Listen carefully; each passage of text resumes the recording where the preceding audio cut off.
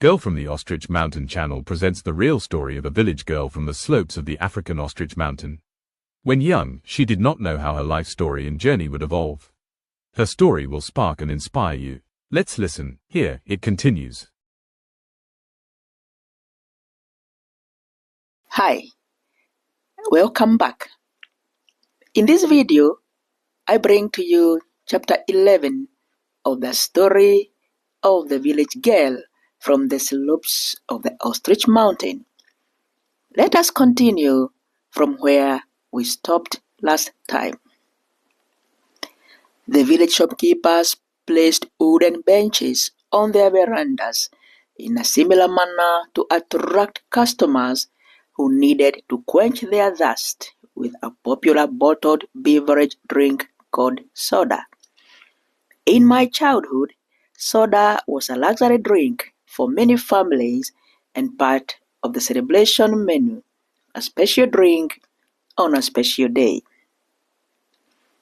And because money was so scarce those days, people would buy a soda only when it was necessary.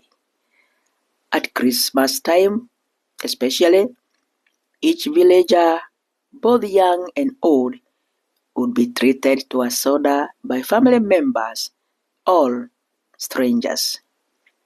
Traditionally, most families bought this luxury drink at Christmas time when villagers celebrated the birth of Jesus Christ in the Christian faith.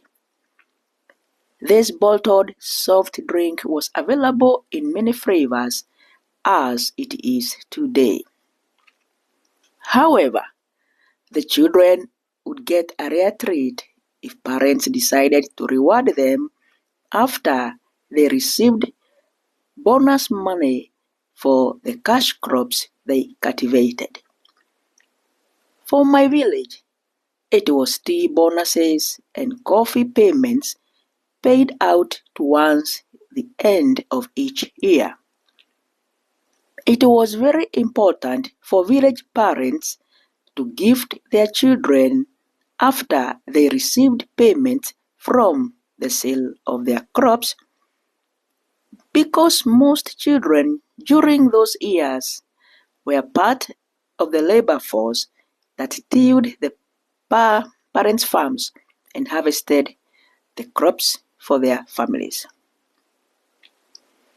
In chapter 10 of my story, having established that the motorcycle riding teacher had arrived in our village and brought whatever news he had, the other village children and I continued playing our rat game.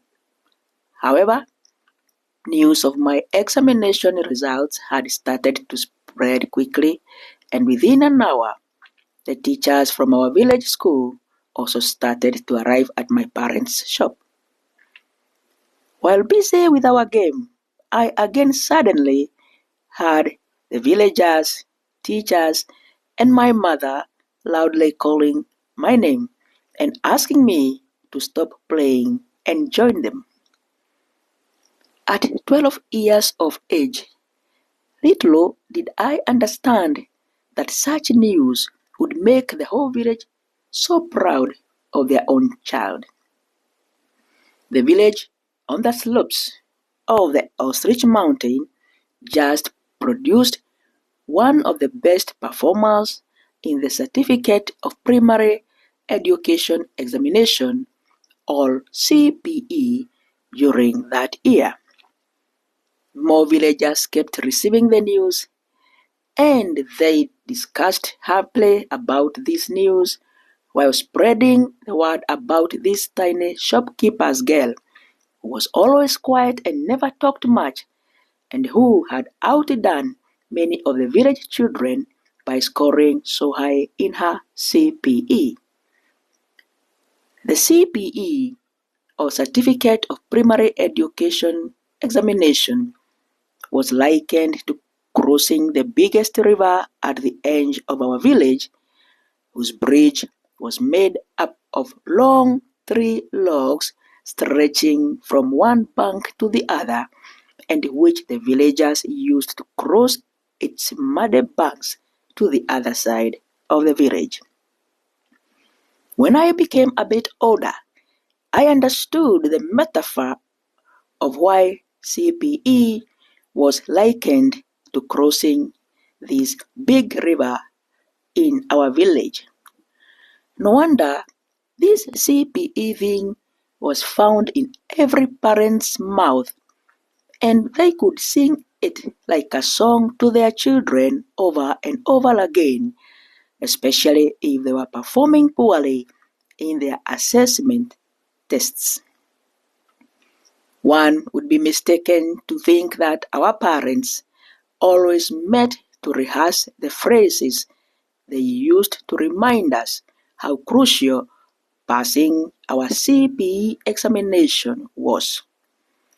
To sum it all up, education was a serious venture, and when the villagers met the children, especially at churches, weddings, or even cattle dip meetings, they always reminded them that education was their only key to a better and successful future.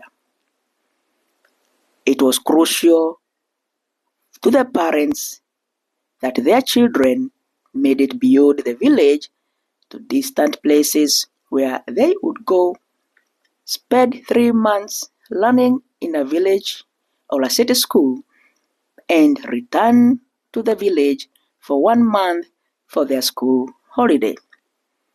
In a year, there were 3 terms of learning and 3 holiday breaks when the children would return home.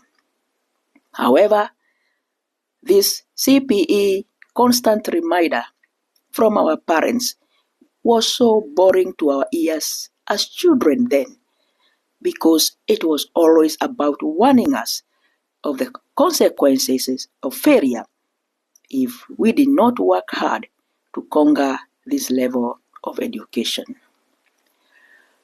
CPE was the only ticket through which village children were initiated into a higher level of learning.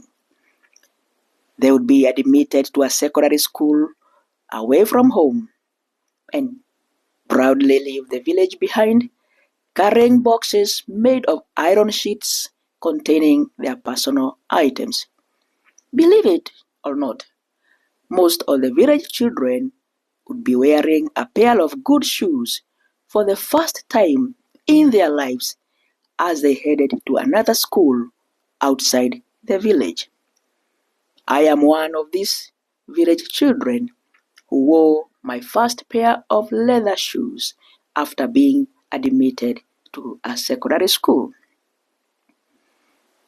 Passing the CPE examination with good grades gave the village children the opportunity to mingle with the children from other villages as they met in their new school. This is the end of chapter 11. Thank you for listening. Join me next time as I bring to you chapter 12 of the story of the village girl from the slopes of the Ostrich Mountain. Bye for now.